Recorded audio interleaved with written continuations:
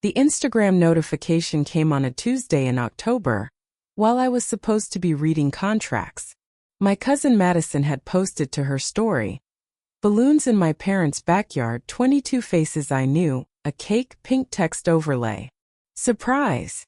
My favorite cousin Vanessa is 31. I zoomed in on the photo. My mother was in the center laughing. My father was at the grill. My two aunts, both grandparents, the neighbors. The date stamp read Saturday. 2 days earlier. I set my phone down on my desk and stared at the screen for a full minute without seeing it. I was 34 years old. I was a contracts attorney at a Hartford firm. I had been paying my own rent since I was 26. I had sent my sister a gift. I had written a card. I had signed it with love. And nobody had told me she was turning 31. I closed the contract I was reading. I opened a new tab and looked up Connecticut estate law for no reason I could name. I read for 40 minutes. Then I closed my laptop and called my mother.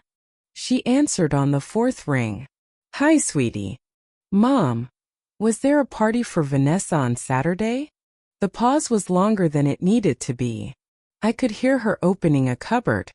"Honey, we were going to tell you. It just came together so fast." I let the silence sit. Madison posted 3 weeks of planning. Another pause. The exhale that came next was the exhale of someone about to deliver a line she had already rehearsed. "I thought you'd be too busy." I closed my eyes. That sentence. I had heard it before. I had heard it on my 30th birthday from the Costco parking lot. I had heard it at my own graduation. I had heard it for 34 years, just rephrased every time to mean the same thing. "You are easy to forget." "Mom, I needed to know my sister was turning 31. "Susan, please. Don't be dramatic. We're a family." I didn't answer that. I said good night and hung up first. I sat on my IKEA couch in my one-bedroom apartment in West Hartford and put my phone on the coffee table. Then I stood up and got my coat. There was a stationery store on Pratt Street that stayed open until 8 o'clock. I parked. I walked in. I bought a hand-press card for $8. I paid in cash. Back home, I sat at my desk and wrote in my careful attorney handwriting, "Vanessa, happy 31st. I hope this year brings you everything you want. With love, Susan." Then I ordered a diptyque candle she had been posting about for months. $180. Next day shipping to her address. 12 Maple Lane, Litchfield, Connecticut. My grandfather's old farmhouse. My mother had explained years ago that it had come to her for safekeeping. Vanessa had needed a place after a breakup. My mother had given her one. I had not asked follow-up questions. That Sunday at lunch, my mother invited me to make up for it. I drove 40 minutes and parked behind Vanessa's white Lexus in the driveway. At the dining room table, Vanessa described her birthday party in detail, while my mother laughed at every part of the story even though she had been there.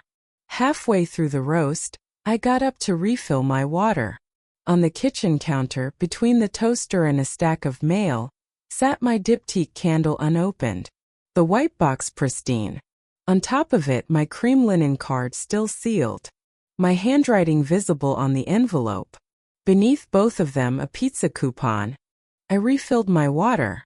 I returned to the dining room. I finished the meal. Then I went home and something in the back of my mind, a door I had kept locked for 11 years, began very quietly to creak open. 3 weeks later, on a Wednesday at 7:14 in the evening, my grandmother called. Vivian Whitaker. She called maybe 4 times a year, never for small talk. I picked up because I always did. "Hi, Grandma." "Susan." "Just my name." "No hello." "Come over." "Alone." "Don't tell your mother." I gripped the wooden spoon I was holding. "Grandma, what's wrong?" "Come tomorrow morning before 9 o'clock. Don't bring anything. Don't tell anyone where you are going." "Grandma, is it your health?" "It is not my health. I will see you tomorrow." She hung up. I left my apartment at 5:45 the next morning. The sky was still flat October purple before sunrise. The drive to Litchfield County takes 90 minutes on back roads. I spent it running through possibilities. Cancer. Stroke. Dementia. Someone had died. My mother had done something. My grandmother had remembered something. I was a contracts attorney. I rehearsed for a living. I rehearsed my face for each possibility. I pulled into her driveway at 7:30. She opened the door before I knocked. She was in her wool cardigan and slippers, her hair pinned back the way she pins it when she has a long morning planned. "Come in. Coffee's on." We sat at her kitchen table. She poured cream into both mugs from a small glass pitcher. Her hands were shaking a little. I had never seen my grandmother's hands shake. She walked into the dining room and came back carrying something I had not seen since I was 12. A cedar box. Old wood, dark with age, brass corners the size of a hardback book. She set it on the table between us. "Your grandfather kept this in his bedroom closet for 15 years. For days before he died. He asked me to put it somewhere safe and only give it to you when I was certain you were ready." I looked at the box. I looked back at her. "Why now?" "Because I saw the pictures from your sister's party. And I watched my own daughter laugh in her own backyard while my oldest granddaughter drank coffee alone in West Hartford. I should have given this to you a long time ago. I told myself I was waiting for the right moment. I was wrong." She opened her hands around her mug like she was trying to warm them from the inside. "Whatever you decide to do with what is inside is yours to decide. But you should know once you open it, you cannot unknow." I picked up the cedar box and opened it. Inside were 3 things. A yellowed envelope addressed in my grandfather's handwriting to SEP, a small brass key, and a folded document with a blue notary seal. I unfolded the document first. First codicil to the last will and testament of Theodore J. Whitaker, dated March 17, 2015. I read it out loud the way I always do, the way law school taught me. It was short. It was clear. It revoked all prior provisions regarding the house at 12 Maple Lane and the trust fund at First National Bank. And it directed that both pass directly and irrevocably to me upon his death, free of any control by my mother. The trust fund balance was $185,000. The house was to transfer within 30 days of probate. My grandfather had signed it. My grandmother had witnessed it. His lawyer had notarized it. Then I read the letter. It was 3 pages in my grandfather's blue ink. He said he was proud of me. He said he was sorry he hadn't told me in person. He said he had waited until he was dying because he didn't want my mother to fight him while he could still fight back. And then the line that made my hands go still. "He knew you'd be passed over." I read it again. He kept going. "Your mother loves you the way she knows how, which is less than you deserve. She has always told herself it was kindness. It is not kindness. It is a story she tells herself." I set the letter down very carefully on top of the codicil. I did not cry. I had spent 11 years being the daughter who didn't need to. I was not going to break that habit while holding the evidence. "Why was this never filed?" I asked. My grandmother nodded slowly. She had been waiting 11 years for that question. "Your mother drove to his house the morning after he died. She said she was going to pack his clothes. She came back with a banker's box containing the unsigned working draft from his desk. She burned it in her fireplace on a Saturday. I watched her. I looked at the codicil, the signed original. The lawyer, Gregory, put the signed copy in a safe deposit box the same afternoon they signed. He told me it was the cheapest insurance policy of his life." She slid a brass key across the table to me. "Box 0731, First National Bank, downtown Hartford." I held the key. It was warm from her hand. "Why didn't you tell me at the funeral?" "Because you were 23 and grieving. And your mother is my daughter. I told myself there would be a right moment coming. I learned this autumn that the right moment never arrives on its own. You have to call it. I left her house at 11:15 with the Cedar box buckled into my passenger seat. I drove back to Hartford with my hands at 10 and 2 on the steering wheel, the way I had driven there. I did not think about my mother. I did not think about Vanessa. I was thinking about contract law. I was thinking about the Connecticut statute of limitations on breach of fiduciary duty, which is 6 years from discovery, and how today was day one. I was thinking about the small estate affidavit my mother must have filed, and how easy it had been, and how it would not have been if anyone had asked one question. I was thinking about where $185,000 goes when nobody is watching. By the time I crossed back into Hartford County, I had drafted 3 sentences in my head. The first was, I need an estate attorney who does not know my mother. The second was, I need a copy of every county land record for 12 Maple Lane. The third was, I am not going to raise my voice once. I pulled into my parking lot at 12:52 in the afternoon. I carried the Cedar box up 2 flights of stairs. I started typing at 1:10. The Hartford County Land Records portal pulled up on my screen. The title history for 12 Maple Lane rolled down. In 1987, my grandfather had purchased it. In April 2015, 1 month after he died, it transferred to my mother by small estate affidavit. A 1-page form, her signature, a $2 notary stamp from a UPS store on Maple Avenue.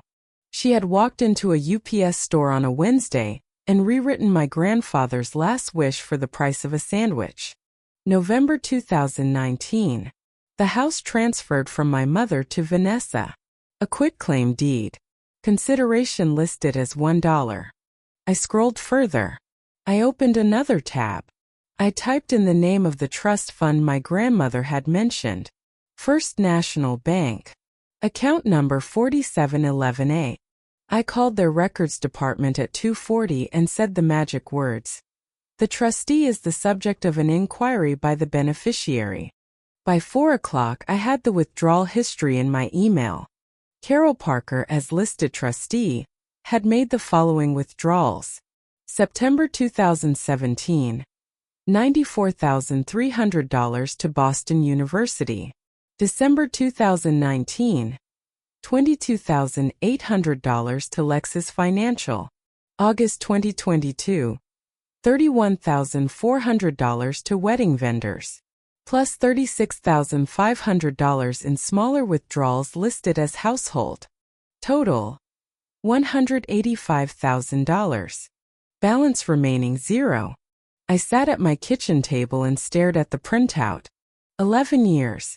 A signature on a kitchen table form. A $2 notary stamp. A quitclaim deed for $1. A trust fund balance ticking from $185,000 to 0, 1 wire at a time. I closed my laptop. I put on my coat. I walked 1 block to a bar and ordered red wine. I took out my phone and called a man named Mason Wheeler. Mason is 41 and runs an estate firm out of a converted brownstone. I had met him at a bar association mixer 2 years earlier. He picked up on the second ring. Mason, I need an hour of your time tomorrow morning. It is going to be ugly. 9 a.m. or 11 a.m.? 9 o'clock. I sat in his conference room at 9 o'clock the next morning. I laid the codicil, the letter, the brass key, the county records, and the First National printout on his table in chronological order. He read for 22 minutes. He took 2 pages of notes. He whistled once, softly, when he hit the small estate affidavit. The codicil was never filed, he said. Correct. Then it is worse for them and better for you. Connecticut has a 6-year statute of limitations on breach of fiduciary duty. But the discovery rule applies. Your clock started yesterday. I nodded. He set down his pen and looked at me directly. Tell me in 1 sentence what she said to you on the phone Tuesday. I closed my eyes. She said, I thought you'd be too busy. Mason was quiet for a moment. Susan, your mother said that to you on Tuesday. By Wednesday, your grandmother had handed you 11 years of evidence. You have not been too busy. You have been too kind. I didn't respond. We're going to file quietly, he said. We're going to subpoena the bank. We're going to get your grandmother to swear an affidavit. And then we're going to do this in one room in person with everyone in it. He leaned back in his chair and smiled once, the smile of someone who had been waiting a very long time to tell someone that the documents they were holding meant everything. Susan, by the time we're done, your mother won't just lose the house. She's going to lose the story she tells herself about why she took it. The next 6 weeks were quiet. I went to work. I closed 3 contracts. I ran 3 miles every morning. I didn't respond to my mother's texts beyond busy with work, talk soon. Mason filed a sealed petition in Hartford Probate Court on the 3rd Tuesday of November. He subpoenaed First National. He drove to my grandmother's farmhouse and took her affidavit.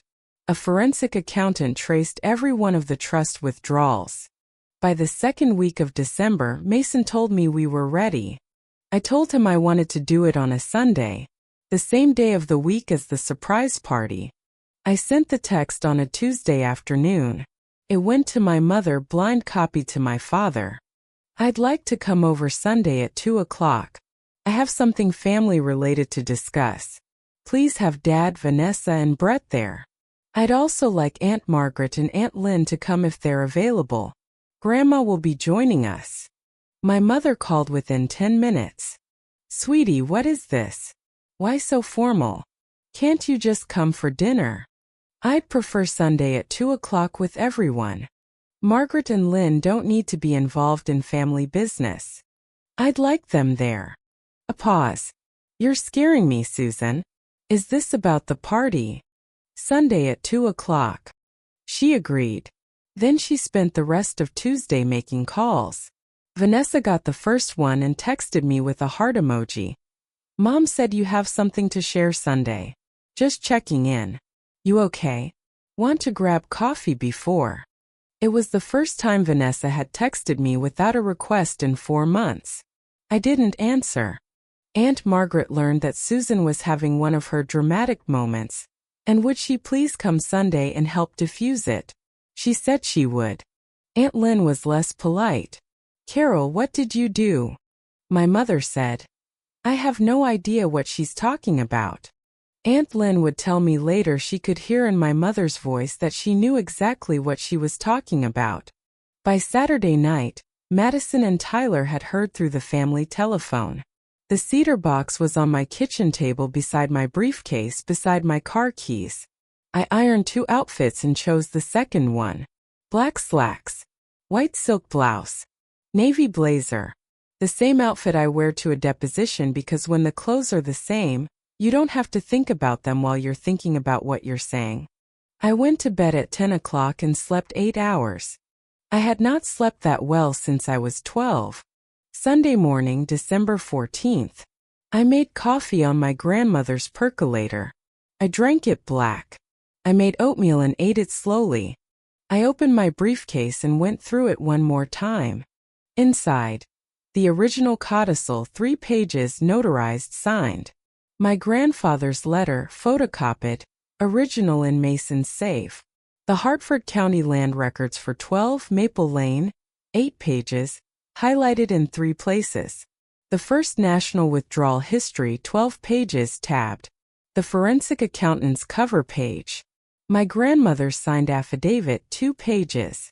The greeting card I had mailed Vanessa in October, cream linen, gold sprigs, unopened, that my grandmother had quietly taken from Vanessa's kitchen counter. 1 thumb drive with backup of everything. The cedar box, now empty. I closed the briefcase. I put on my coat. The cedar box rode in the passenger seat. I buckled it in. I pulled into my parents' driveway at 1:58. There were 4 cars besides my father's. Vanessa's white Lexus, Brett's gray Subaru, Aunt Margaret's Volvo, which my mother hadn't been expecting, and unexpectedly Madison's red Jetta and Tyler's pickup. Word travels. I sat in my car for 30 seconds. I picked up the cedar box. I took the briefcase from the trunk. I had not rung the doorbell at my parents' house in 26 years. I had always walked in. My mother answered. She was in the cashmere sweater from the Instagram photo. She smiled at me the way she smiles when she is about to manage me. "Sweetie, why are you ringing the bell?" I stepped inside. I did not hug her. I walked past her into the dining room. Everyone was already seated. My father at the head. Vanessa to his right. Brett next to her. Aunt Margaret across from Vanessa. Aunt Lynn next to Margaret. Madison and Tyler against the wall in folding chairs they had pulled in themselves. A roast was on the table. Untouched. I set the briefcase on the table in the empty space where the carving knife should have been. I set the cedar box next to it. I did not sit down. The room went still. My mother's face changed. I have rarely seen my mother's face change in public. She was very good at faces. The managing face slid off in 2 seconds. Underneath was the face she had worn at my grandfather's funeral. She recognized the cedar box. "Susan, where did you get that?" "From Grandma." "When?" "Last month." My father set down his fork. I watched his eyes go to the cedar box and then to my mother. He recognized it too. Aunt Margaret looked at my mother, looked back at the box, said, "Carol, what is this?" My mother put one hand on the back of her chair. "Susan, sweetheart, whatever you think is in there. Let's just sit down and—" "Mom, sit down, please." The front door opened. I hadn't closed it all the way. My grandmother walked in, slow and deliberate, in her wool cardigan and low boots. She didn't knock because she had told me she wouldn't knock. She stopped at the head of the dining room opposite my father. She set her purse on the sideboard. Then she looked at the room and she said, "Come over alone. Don't tell your mother." That is what I had to say to my granddaughter to give her what was already hers. I opened the briefcase. I took out the codicil first. 3 pages notarized. I set it in front of my father. "This is the codicil to Grandpa Ted's will." He signed it in March of 2015, 3 months before he died. It was witnessed by Grandma and by his lawyer Gregory Halloran. I took out my grandfather's letter and set it next to the codicil. This is the letter he wrote to me the same day. I laid out the county land records. These are the records for 12 Maple Lane, transferred to Mom in April 2015 by small estate affidavit, transferred to Vanessa in November 2019 for $1. I set down the First National printout. This is the trust fund. Balance in March 2015. $185,000. Balance today 0. I set down the forensic accountant's cover page on top. This is the report from a forensic accountant. Every withdrawal traced. Mom signed for each one as trustee. Vanessa was the first to speak. Her voice was thin. "Wait, 12 Maple Lane? My house? Mom, what is my house?" My mother did not look at Vanessa. She looked at the cedar box. I picked up my grandfather's letter. I read it slowly. I read the opening line about how he was proud of me. Then I read the middle of page 2. "He knew you'd be passed over." I looked up. My mother's hand was white-knuckled on the back of her chair. I kept reading. "Your mother loves you the way she knows how, which is less than you deserve. She has always told herself it was kindness. It is not kindness. It is a story she tells herself." I set the letter down. My mother said, "Dad didn't write that." My grandmother said from the head of the table, "I watched him sign it. So did Gregory." My mother said, "Dad would never." I reached into the briefcase. I took out the greeting card, cream linen, gold sprigs, unopened, still sealed. I set it next to the codicil. 3 weeks ago I sent this. I wrote it with love. Vanessa, you never opened it.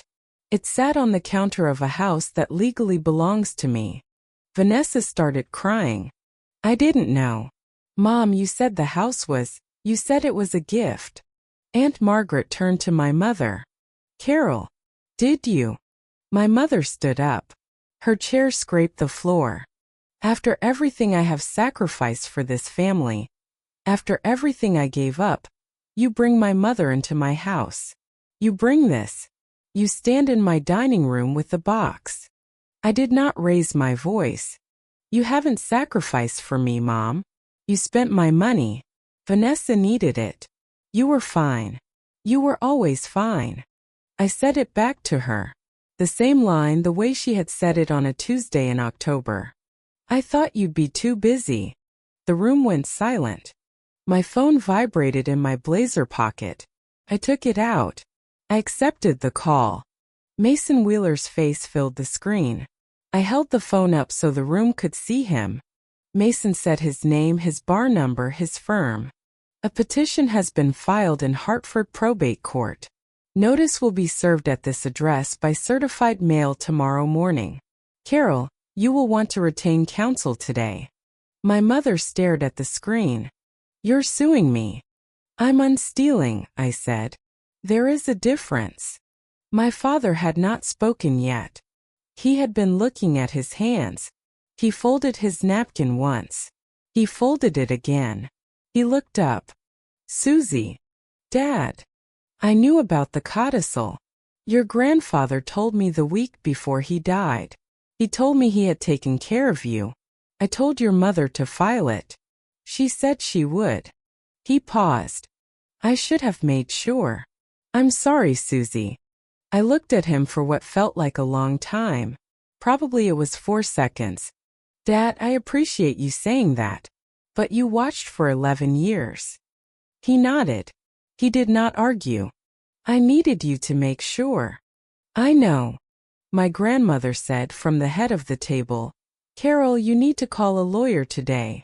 My mother sat down. She stared at the cedar box. She did not say anything. 6 months later, in the second week of June, Hartford Probate Court entered judgment. The codicil was admitted. The small estate affidavit was vacated. The title to 12 Maple Lane was ordered transferred to Maine. Vanessa was given 90 days to vacate. Brett found them a 2-bedroom rental in West Springfield. My mother was ordered to repay $47,000 in directly traceable household withdrawals. I accepted the reduction. 3 months after that, Vanessa's Lexus was repossessed. She had been refinancing the note for 2 years. When the trust money stopped, the math stopped. Aunt Margaret stopped speaking to my mother in March. Aunt Lynn stopped in April. Madison called me on a Wednesday in May and said, I should have told you about the party as soon as I posted it. I'm sorry. I thanked her. I told her it was not her job to know. My mother did not call me. My father sent one text on my birthday in April. Just thinking of you, Susie. Love, Dad. I have not responded yet. Vanessa sent me a letter in July. 3 pages, handwritten. I read it once and put it in a drawer. I have not decided what to do with it. My grandmother and I had dinner every Wednesday from January through May. We did not talk about my mother. We talked about her garden. She was planning to plant more tomatoes. I moved into 12 Maple Lane on the second Saturday of May.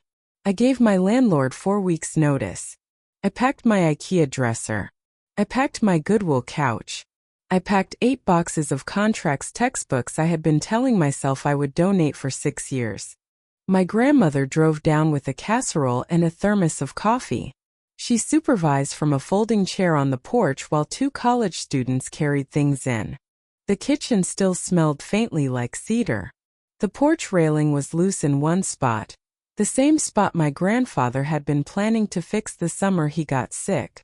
I bought a tube of wood glue at the True Value in Litchfield on a Sunday. I fixed it myself. The cedar box sits on the mantel of the living room now. Empty. The brass key is in a small ceramic dish next to it. I have not used the dish for anything else. The greeting card I had written to Vanessa, my grandmother's affidavit having served its purpose, I took out one evening in June. I read what I had written. I smiled once because I had meant every word at the time. Then I put it through the shredder. It is October now. 1 year since the surprise party. I am sitting on the front porch of 12 Maple Lane with a mug of coffee on the railing. The maple trees my grandfather planted in 1974 are in their second week of color, the same way they were the morning I drove up to my grandmother's house. Madison called this morning. She asked if I wanted to come to her own birthday in November. I said yes. My grandmother is coming for dinner tonight. She is bringing the casserole. I think about something my grandfather said to me on this porch the summer I was 21, the summer before he got sick. He said, "Susie, the law is the only family that doesn't play favorites." He was wrong about that. My grandmother showed up too. I drank my coffee. Being called self-sufficient was never a compliment in my family. It was a permission slip to give me less. And the day I stopped accepting that permission, I did not have to raise my voice once. I just had to open a folder, set a cedar box on a dining room table, and let the document say what I had spent 34 years being too polite to say out loud. The law was there the whole time. Waiting. Patient. True. All I had to do was finally listen.